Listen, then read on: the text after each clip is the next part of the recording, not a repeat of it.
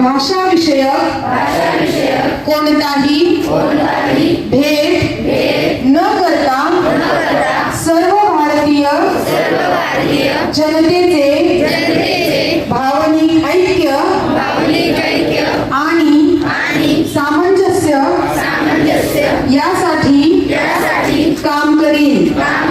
मी आणखी अशी प्रतिज्ञा करते की